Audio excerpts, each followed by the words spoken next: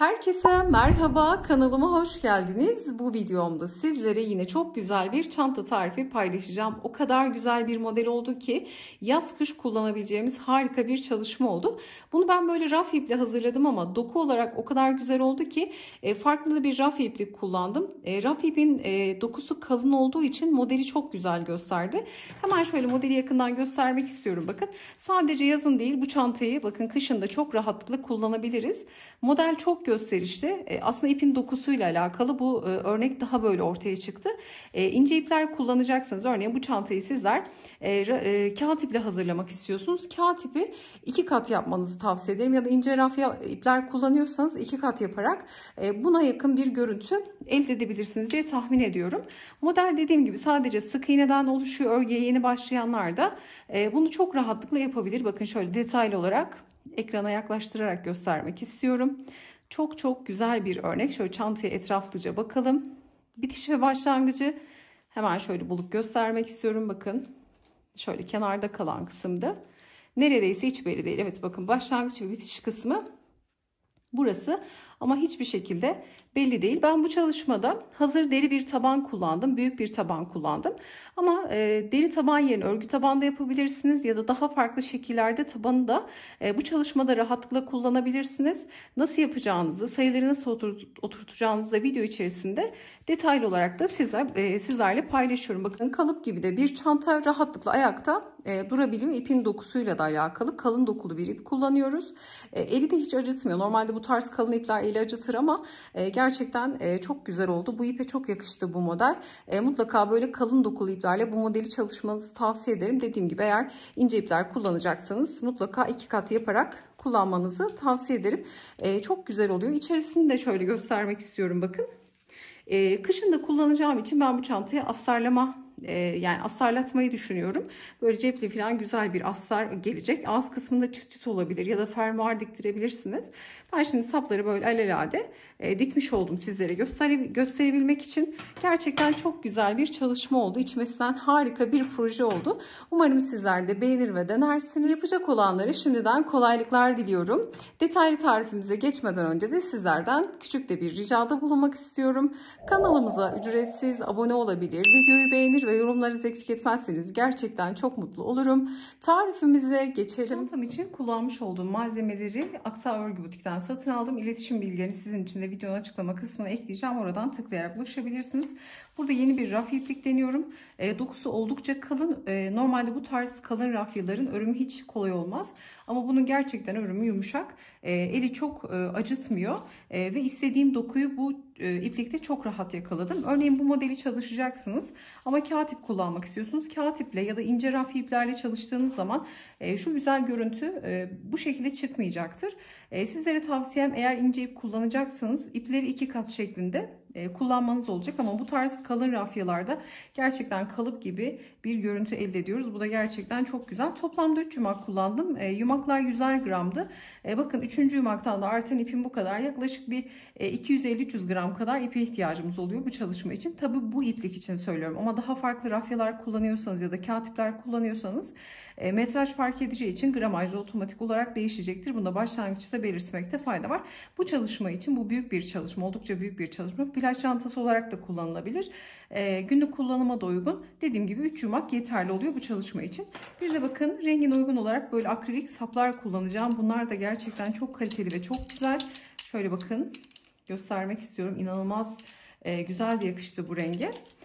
Şimdi şöyle hazır bir taban kullandım. İlla ki hazır taban kullanmak zorunda değilseniz örgü taban da yapabilirsiniz. Örgü taban yaptığınızda da yine zannediyorum 3 yumak yeterli olacaktır. Ama tabii istediğiniz boyuta da bağlı. Şimdi burada kullandığım tabanın ölçüsünü de sizlere söylemek istiyorum. Burada deri tabanın boyu 32 santime. Şöyle kısa kenarı da hemen ölçmek istiyorum. Yaklaşık 14 santim. 32'ye 14 santim ölçüsünde büyük bir taban kullandım. Dikdörtgen bir taban kullanmak zorunda değilsiniz. Daha farklı tabanlar da kullanabilirsiniz. Şekli hiç fark etmez ama dediğim gibi ip arttığı için 3 yumak aldığınızda dikdörtgen tabanla çantanızı rahatlıkla oluşturabilirsiniz. Burada dikkat edeceğimiz tek şey model 2'nin katından oluşuyor. Sık iğnenizi saydığınız zaman 2 artı 2 artı şeklinde sık iğne sayınızın olması gerekiyor. Şimdi modeli sizlere tarif ederken şöyle küçük bir taban kullanacağım. Hazır taban üzerinden kurduğum için, ama dediğim gibi dikdörtgen tabanda hazırlayabilirsiniz. Şimdi başlangıçta ilmekleri çıkartmak için ipim de kalın bakın. Tabandan ilmekleri çıkarmak için 3,5 milim tığ kullandım. Sizler de ipinize göre, örmenizin sıkılığına, gevşekliğine göre, yine kullandığınız tabandaki deliklerin boyutuna göre kendi tığ numaranızı belirleyebilirsiniz. Burada ben bakın şöyle tığlamayı da göstermek istiyorum. Köşelerde bakın 2-2 battım. 4 tane 2 battığım nokta var. Sonra 1-2-1-2 şeklinde devam ettim. Köşelerde 1-2-3-4 tane çift battığım nokta var. Geri kalan kısımlarsa 2-1-2-1 şeklinde tığlamayı bu şekilde yaptım. Belki şöyle görmek isteyenler olabilir diye bu şekilde ekran görüntüsü alabilirsiniz. Tutmak istiyorum. Şimdi hemen başlayalım. Hemen şöyle küçük bir taban üzerinde göstereceğim. Şöyle köşeden herhangi bir noktaya batıyorum. Buradan ipimi alıyorum. İpin dokusunu da göstermek istiyorum bu arada. Bakın şöyle oldukça enli, yumuşak da bir iplik. Yani dokusu farklı ve güzel. Şimdi batıyorum. İlmeği tığımı aldım. Bu noktadan ilmek çıkartıyorum. Bu tabandaki deliklerim birazcık daha küçük, bakın bir tık zorlayacak. Şöyle hemen bir zincirle başlıyorum. Aynı boşluğa geliyorum. İkinci bir sık iğneyi örüyorum. Baştaki zinciri de sık iğne kabul edeceğiz. Yani bu delikte 2 tane sık iğne olmuş oluyor. Şimdi oval kenar olduğu için burada 2-2 batarak dönüşümü sağlayacağım. Geliyorum aynı boşluğa. Tekrar sık iğne örüyorum bakın. Hiç yaptığım farklı bir işlem yok. Büyük tabandaysa dediğim gibi köşeleri 2-2 battım. Geri kalan düz kenarları 2-1-2-1 şeklinde batışlar yaparak tabanı oluşturdum. Şimdi bir sonraki noktaya batıyorum. Tekrar şöyle 1-2 tane sık iğne örüyorum. Şimdi deliklerim küçük olduğu için bu tabana göre biraz zor çıkartıyorum ilmekleri. Şimdi buradaki tabanı da buradaki oval tabana göre tığlayacağım. Tığlamayı bitirdikten sonra hemen bir üst sıraya nasıl geçiyorum, modeli nasıl kuruyorum, hemen bunu hızlı bir şekilde sizlerle paylaşalım. Bakın burada küçük tabanda tığlamamı yaptım. Sık iğnelerimi ördüm. Hepsine neredeyse çift battım. Sadece şu düz kısımda 2 tane tek battığım nokta oldu. Sizler de elinizde farklı tabanlarınız varsa dediğim gibi istediğiniz gibi tığlayabilirsiniz. Ne kadar çok sık iğne koyarsanız tabana, çantanız o kadar derin ve geniş olur.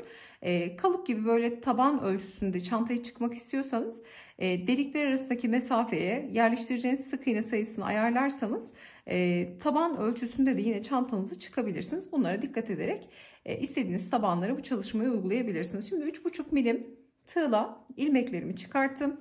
Tığ burada bırakıyorum. Şimdi bakın burada 4,5 milim tığa geçiyorum. Aslında ip 6 milimi dahi kaldıracak bir ip. Ama ben böyle kalıp gibi, içerisinde keçe vesaire hiçbir şey istemediğim için, kalıp gibi bir çanta olsun istediğim için birazcık sıkı ördüm. Elimi sıkı tuttum. Normalde elim gevşektir benim. 4,5 milim benim için idealdi, ama eliniz çok çok sıkıysa mutlaka 5-6 milim tığ da tavsiye ederim bu iple çalışırken. Çünkü ipin dokusu bakın oldukça kalın. Yani çok sıkarsanız da elinizi çok acıtır. Ama bu tarz kağıt ve raf ipleri örerken ne kadar böyle biraz gevşek ördüğünüz zaman hem örümü kolaylaşır hem de uzun saatler örebilirsiniz eliniz su vesaire toplamadan. Şimdi geliyorum. Bakın burada zincirle başlamıştık. İlk sık iğnenin tepesine batıyorum. İlmek çıkarttım. Çıkarttığım ilmeği bekleyen ilmekten kaydırıyorum. Şimdi bu kaydırmayı da bir tane sık iğne kabul ediyorum. Bakın ve burada sık iğne sayımı saydığım zaman 2'nin katı şeklinde, 2 artı 2 artı şeklinde sık iğnemi elde etmiş oldum. Sizler de hazır taban kullanmak yerine örgü taban yaparsanız oval olur, dikdörtgen olur, istediğiniz örgü tabanı uygulayabilirsiniz. Sık iğnenizi saydığınız zaman 2'nin katı şeklinde sayınızı elde etmeniz gerekiyor model için. Şimdi kaydırmayı yaptıktan sonra bir zincir çekip yukarı çıkıyorum. Şimdi burada hemen ilk gelen sık iğneye batıyorum. Bir tane sık iğne örüyorum.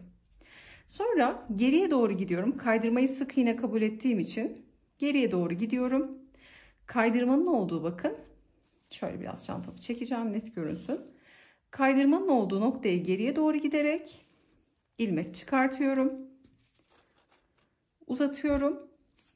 Ve sık iğne örüyorum. Tamamen sık iğneden oluşuyor.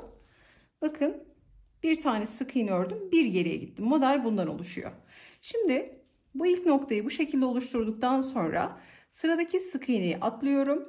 Bir sonraki sık iğnenin tepesine batıp Hemen bir tane sık iğne örüyorum. Sık iğnemi ördüm. Şimdi geriye doğru gidiyorum. Atladığım sık iğneye batıp ipi alıyorum bakın ve uzatıyorum. Uzatıp tekrar sık iğne örüyorum. Şimdi yine bir tane sık iğne atlıyorum. Bir diğer sık iğneye batıp sık iğne örüyorum. Sonra geriye doğru giderek atladığım sık iğneye batıp ipimi buradan çıkartıyorum ve mutlaka uzatıyorum. Bakın uzattığımız zaman şöyle güzel bir görüntü oluşuyor. Sonra doluyorum. 2 ilmeği kapatıyorum. Bir tane sık iğne atlıyorum. Bir diğerine batıp sık iğne. Sonra geriye doğru giderek atladığım sık iğneye tekrar uzunca bir sık iğne örüyorum. Model sadece bundan ibaret bakın.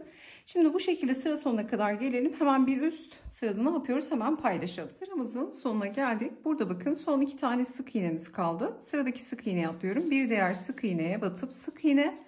Sonra geriye doğru giderek atladığım sık iğneye batıp uzunca sık iğnemi örüyorum. Şimdi burada birleştirmeyi yaparken dikkat edeceğimiz bir nokta var. Şimdi modele göre batış yapacağımız için şuradaki hemen bakın arada kalan ilk ördüğümüz sık iğneye değil, uzun ördüğümüz ikinci sık iğnenin tepesine batıyoruz. Şöyle bakın yaklaştıracağım. Uzun olan bakın sık iğnenin hemen tepesine batıyorum. İlmek çıkarttım. Kaydırma yapıyorum. Kaydırmadan sonra bir zincir çekiyorum. Bu kaydırma bize şu arada kalan sık iğnenin tepesini vermiş oluyor. Yani biz şu arayı kullanacağız başlangıçlarda. Şimdi geliyorum uzun sık iğneye batıp tepesine hemen normal sık iğnemi örüyorum. Şimdi geriye doğru giderek kaydırma yaptığım boşluğa bakın şu ara boşluğa yani birleştirme boşluğu burası sıranın sonu. Kaydırma boşluğuna batıp geniş boşluğa ilmek çıkartıp sık iğne örüyorum. Bitiş ve başlangıçlar bu şekilde olacak. Şimdi bundan sonra modelin her zaman ilk olarak önce uzun sık iğnesine sonra geriye doğru kısa sık iğneye batacağız. Önce uzuna sonra geriye doğru boş bıraktığımız sık iğneye batacağız. Yine birinci sıranın birebir aynısı, sadece buradaki batış yerimiz farklı. Burayı görmek önemli. Şimdi bakın ilk modeli tamamladık. Sıradaki sık iğneyi atlıyorum. Uzun olan sık iğnenin tepesine batıyorum bakın. Uzun olan sık iğneye battım, sık iğne ördüm. Şimdi geriye doğru giderek atladığım sık iğnenin tepesine batıyorum. İlmeğimi de uzatarak çıkarttım. Sık iğne. Şimdi yine bakın hemen sıradaki sık iğne şu arada kalan sık iğne. Atlıyorum, uzunun tepesine batıyorum. Uzun olan tepeye batıp sık iğne. Sonra geriye doğru giderek atladığım sık iğnenin tepesine batıp ilmeği de uzatıyorum. Sık iğne. Şimdi bu şekilde tarif etmiş olduğum gibi sıra sonuna kadar geliyorum. Bakın ikinci sıramızın sonuna geldik. Şimdi son noktadayız. Buradaki sık iğneyi atlıyorum. Sıradakine uzun sık iğnenin tepesine battım. Şimdi geriye doğru giderek atladığım sık iğneye batıp uzunca sık iğnemi örüyorum. Şimdi geldik sıra bitiş ve başlangıcına. Bu kısımda neredeyse hiç belli olmuyor. Bakın hep şu ara boşlukları kullandığımız için. Şimdi bakın gelen ilk sık iğneyi atlıyorum. Uzun olan sık iğnenin direkt tepesine batıp ilmek çıkartıyorum. Kaydırmamı yapıyorum. Bu kaydırma şu aradaki sık iğnenin tepe boşluğunu veriyor bize. Şimdi bir zincir çekip yukarı çıkıyorum. Yine uzuna ilk sık iğnemi örüyorum. Şimdi geriye doğru giderek bakın şu ara boşluğa batıyorum. Bu aradaki boşluğu kullanacağız. Geriye doğru gidiyorum. Yani kaydırmanın hemen altındaki geniş boşluğa batıp ilmeğimi çıkartıyorum, uzatıyorum. Sık iğnemi örüyorum. Bakın diğer noktalarla tamamen aynı olmuş oluyor. Sonra sıradaki sık iğneyi atlıyorum. Batacağım sık iğne uzun sık iğne olmak zorunda ilkin.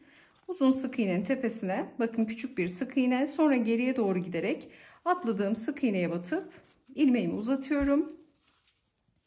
Uzun sık iğnemi örüyorum. Ve model ortaya çıkmış oluyor. Gerçekten örmesi keyifli. Çok da uzun yani kısa sürede bitireceğimiz, çabuk biten de bir çalışma. Böyle uzun uzun sık iğnelerle kolayca biten bir çalışma. Bakın hemen çantam ikinci sıradan itibaren çukurlaşmaya başladı.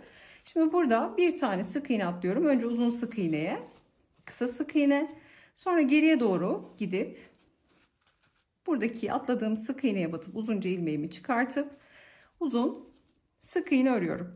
Şimdi bu şekilde tamamen Bakın uzatıyorum. Dediğim gibi 2,5 yumak kullandım bu aşamaya kadar. 3. yumaktan ipimiz artıyor.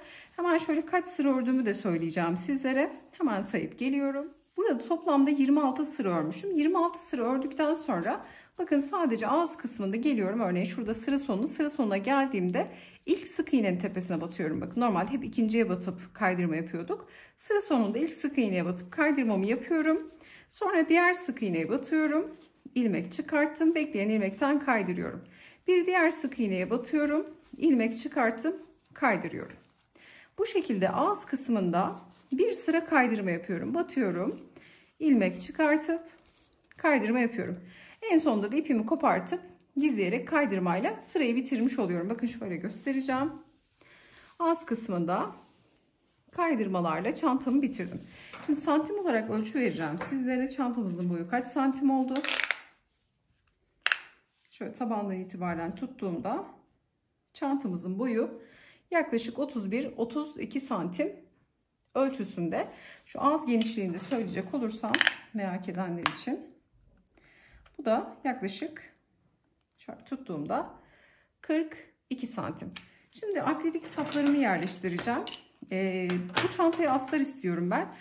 Astarına biritler yapıp yani çantanın ağırlığını astara vermeyi düşünüyorum. Sonra bunları da astara yerleştirmeyi düşünüyorum. Ama şimdi örgüden sizlere hızlı bir şekilde göstermek için örneğin siz astar istemezseniz herhangi bir keçeye vesaire gerek yok. İnce bir astar bu çanta için yeterli olacaktır. Bakın şöyle iç kısmını da göstermek istiyorum.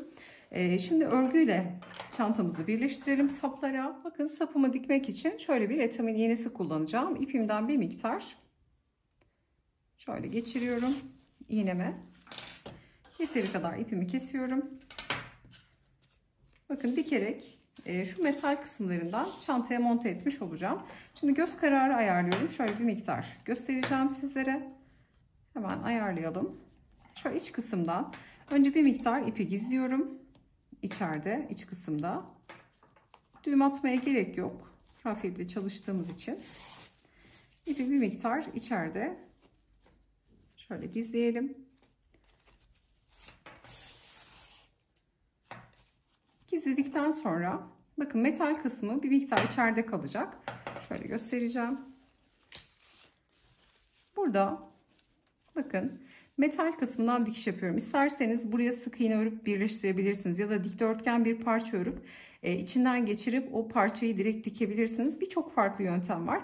Hatırlayanlar olacaktır. Bu tarz sapları çok kullanırım ve birçok farklı yöntemi sizlerle paylaşmışımdır. İstediğiniz yöntemi kullanabilirsiniz. Şimdi ben bakın şöyle örgünün iç kısmından dışarıdan belli olmayacak şekilde dikişimi yapıyorum.